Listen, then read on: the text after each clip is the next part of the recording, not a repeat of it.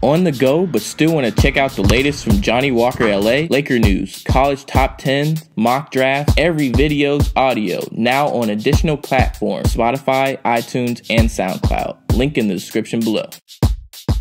Los Angeles Lakers have made a ton of moves since the beginning of the season, from new roster addition, lineup changes, coaching, and free agent rumors. So in this video, we break down all the Lakers news that impacted the team this season from the beginning of the season to the 2019 All-Star break, and 5 Laker news updates before the All-Star break 2019.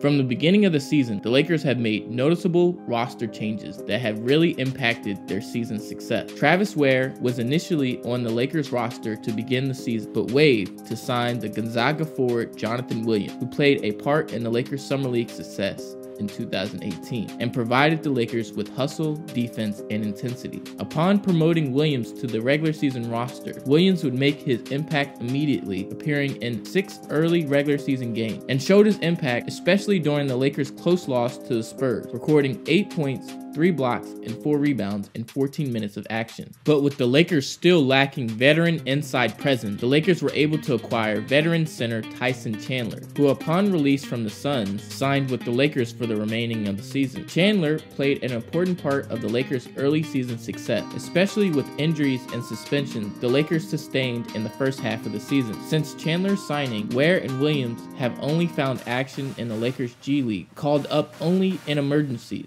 An early season incident with the Rockets forced coach Luke Walton to adjust his lineups early, as Brandon Ingram and Rajon Rondo, 2 feature starters in the Lakers' opening night lineup, were suspended for 5 games. Due to these suspensions, Walton inserted Kuzma and Lonzo into the starting lineup. KCP's shooting struggles during an early season stretch saw Luke Walton insert Josh Hart into a starting position until Ingram returned from suspension after a resurgent early season, placing him top 5 in the league in block as a starting center for the Lakers for the first 29 games. McGee would suffer a setback when he would battle with pneumonia, causing him to miss 7 games. In his absence, veteran Tyson Chandler would start in 2 games, and the Croatian Ivica Zubac would start the other 5. A big win for the Lakers on Christmas Day would also be the biggest loss for the Lakers, as LeBron James would suffer a groin strain, leaving the Lakers without their biggest contributor. Coach Luke Walton would adjust by inserting Josh Hart back at shooting guard and shifting Brandon Ingram to LeBron's small forward spot. JaVale McGee would return December 30th versus the Sacramento Kings, starting 7 of the next 8 games. Inconsistent play and foul trouble during these stretches of start saw Coach Walton shuffle in between veteran Tyson Chandler and Ivica Zubac. He would have even more shuffling to do with his lineups when second-year guard Lonzo Ball would suffer an ankle injury during a loss to the Houston Rockets, leaving him out 4 to 6 weeks. The new veteran signee, Rajon Rondo, has been limited this season, not only by early season suspension, but a hand injury, leaving him out for a month. Rondo was able to make his return in a January 24th meeting with the Timberwolves. With the recovery of point guard Lonzo Ball, Rondo would return to his starting role he played at the beginning of the season. Kyle Kuzma would also miss a couple games due to hip soreness. In his place, Michael Beasley would receive multiple starts until his return on January 31st, for which both Kuzma and LeBron James would return from injury to steal an overtime victory from their in-state rival, Los Angeles Clippers. With LeBron coming off injury and playing 40 minutes in the Lakers' win versus the Clippers, he decided to rest 2 nights later when the Lakers faced the defending champion Golden State Warriors. KCP would receive the start in his place, as the rest of the lineup would remain the same. LeBron would return the next game versus the Pacers, as the Lakers would suffer their worst loss of the season. In the first half of the season, the Lakers have struggled to find a consistent starting lineup since the beginning of the season due to suspensions, injuries, and inconsistent play. But when fully healthy, have achieved some impressive wins over the likes of the Warriors, Thunder, and Clippers. Having players healthy will be the most important aspect in finding that consistent winning lineup to make a late playoff season push. With a lot of early season injuries for the Lakers, the development of the Lakers' young players has been limited, but an important part if the Lakers are to achieve future success. Starting with point guard Lonzo Ball. Last season, in his rookie year, he would average 10 points, 7 assists, and 7 rebounds, and 1.7 steals per game, while shooting 36% from the field and 30% from 3 in 50 games played. This season so far, Lonzo has averaged numbers of 9.9 points, 5 assists, and 5 rebounds, while shooting 40% from the field and 32% from 3 in 45 games started, with his best game coming against the Brooklyn Nets, scoring 23 points, 3 assists, and 6 rebounds, while shooting 9 of 16 from the field and 5 of 9 from 3. From a quick glance at Lonzo's midseason numbers, he has slightly improved his field goal and three-point percentages, while his free throw numbers has dipped, as well as his rebounding and assist numbers. Scoring has still been a real issue for Lonzo so far in his career, recording 2 0-point games and 11 games with 5 points or fewer. While his scoring has been slacking, Lonzo has still been able to show his value in his all-around game, recording his only triple-double of the season versus the Charlotte Hornets, where he would score 16 points, 10 assists, and 10 rebounds, while shooting 63% from the field.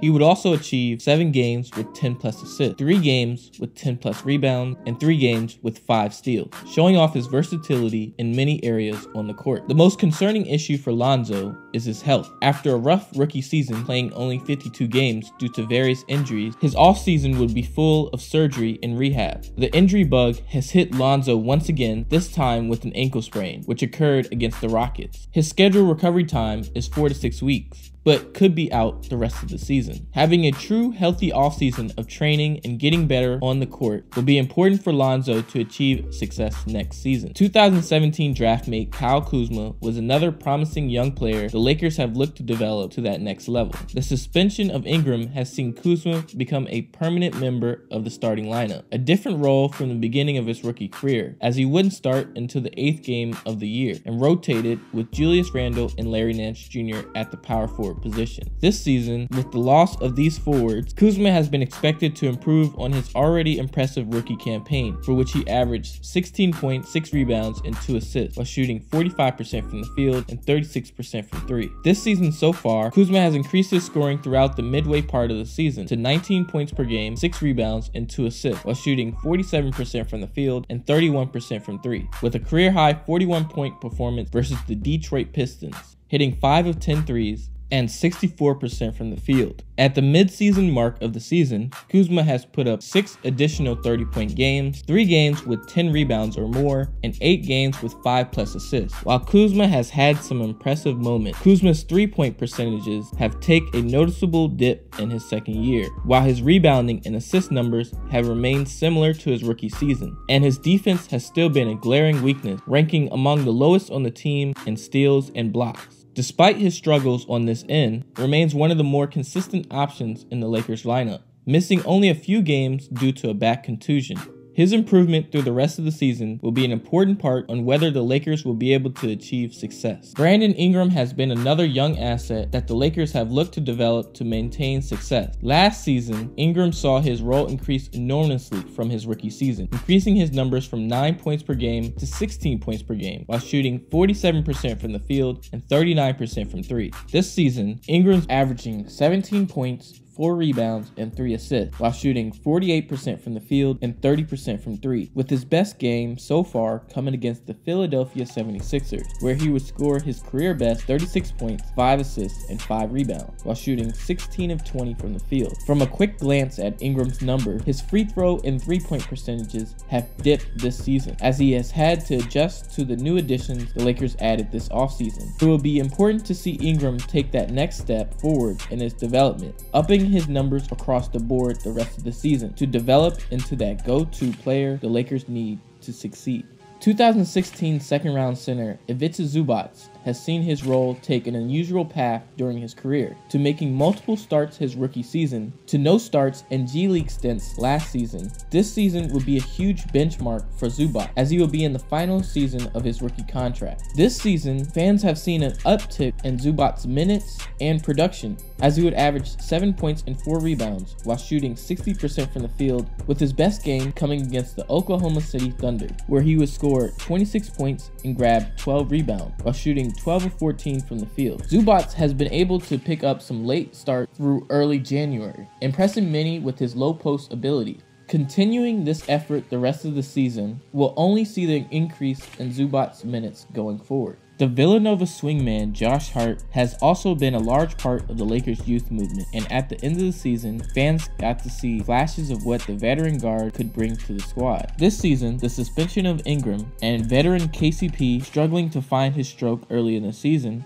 found Hart in a more increased role at the beginning of the season, acquiring 21 starts already so far in the season, acquiring a larger role in the offense and increased numbers of 9 points, 4 rebounds, and 1 assist, while shooting 41% from the field and 35% from 3 in 27 minutes of play, with his best game coming against the Sacramento Kings, where he was scored 22 points, 3 assists, and 7 rebounds, while shooting 57% from the field and 37% from 3. While having a great summer league and the increased opportunities that have come with it, this hasn't carried into Hart's regular season, as Hart has seen his shooting percentages dip since his rookie season, and his inconsistent play has been one of the leading factors in the adjustment Coach Walton has made at the guard position. Each of the Lakers' young players have played a core part of the Lakers the past 2 seasons, with expectations to carry the team to new heights. Their development the rest of the season will be important if the Lakers are to develop their young prospects into stars or use them as assets for an opportunity to get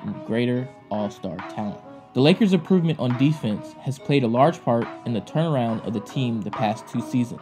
From a bottom feeder in defensive efficiency in 2016, the Lakers improved to 12th last season, holding opponents to 105 points per game. The leader in this improvement in the Lakers' defense last season was rookie Lonzo Ball, who led the team in steals with 1.7 per game and was second on the team in blocks. Lonzo has continued to shine on this end of the court this season, leading the team once again in steals with 1.5, while taking a step back when it comes to blocks. The addition of veteran centers JaVale McGee and Tyson Chandler have contributed to a better overall team block percentage, as the Lakers now rank 6th in blocks this season, led by early season success of JaVale McGee, who claimed the team's block leader position, averaging 2.2 per game. This has helped the Lakers improve into the top 10 of defensive efficiency, ranking 7th among all teams in the NBA, giving up 106.3 points per game to opponents, and most impressively ranking 2nd in team defensive rebounding, limiting many opponents to 1 possession on offense. Injuries to the Lakers' core players have caused these numbers to dip as of recent, but these numbers show just how the Lakers' effort and improvement on defense has contributed to the Lakers' improvement in the win column. While the Lakers have seen some improvement and success from last season, the season didn't start out all rosy, as the Lakers would start the season 3-5 with LeBron, a disappointment in the eyes of many in the media and front office. This led to a meeting with the front office and coach Luke Walton about meeting the lofty expectations set for this season. Rumored coaching changes has continued to carry throughout the season, as the Lakers suffered big losses to the Orlando Magic, New York Knicks, and the Cleveland Cavaliers at home. One of the main areas of concern during these losses is the Lakers' poor free throw shooting and winning against some of the elite teams on the road. While injuries can certainly be a leading factor to the team's losses, coaching and team preparation are also things that must be a concerning factor. With early season struggles, Coach Luke Walton has displayed his frustration often with the NBA referees and has cost him technicals so far during the season. While this is nothing new for the young head coach, as he has displayed these same frustrations throughout his young coaching career, with the addition of LeBron James, these frustrations have become intensified as stress is put on the front office to meet the lofty expectations set for the franchise. How he responds during the Lakers' highs and lows the rest of the season will carry huge weight in whether coaching rumors carry on through the offseason.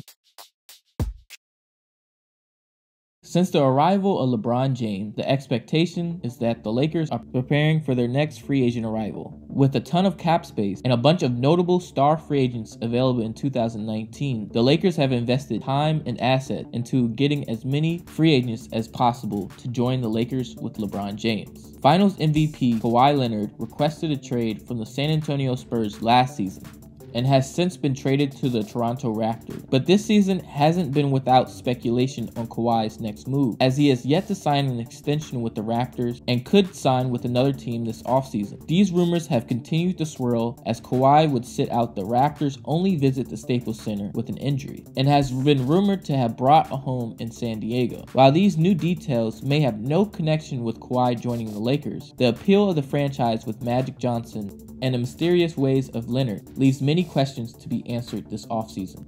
Golden State Warrior Klay Thompson has not been without Laker rumors as well during his upcoming free agency, especially with his father a former Laker. Even Klay insisting that he would love to remain a Warrior for life couldn't stop the Laker rumors from flying this season. Klay has said little so far this season about his upcoming free agency or the Lakers. While many fans would love the idea of Thompson leaving the Warriors, it seems likely this rumor will be more smoke than fire. His Golden State Warrior teammate Kevin Durant has also been linked to the Lakers during his pending free agency. And early season chemistry clashes with Draymond Green only intensified the rumor mill as to where Kevin Durant may possibly play next. During the season, Durant expressed that some players don't want to play with LeBron because it's toxic, and this became a leader factor in many coming to the conclusion that Durant may not be interested in teaming up with LeBron James and the Lakers. This could still be an interesting story to keep track of during this offseason. Kyrie Irving was one of the main athletes that seemed uninterested in playing with LeBron James again after their time in Cleveland, as he demanded a trade while the pair was together. But as of recent, it seems like Kyrie has had a change of heart, as in a recent interview, Irving expressed his gratitude playing with such an all-time great talent like LeBron James, and had a private conversation with him recently, appreciating the time they spent together. While Irving has mentioned earlier in the season he plans to re-sign with Boston this offseason,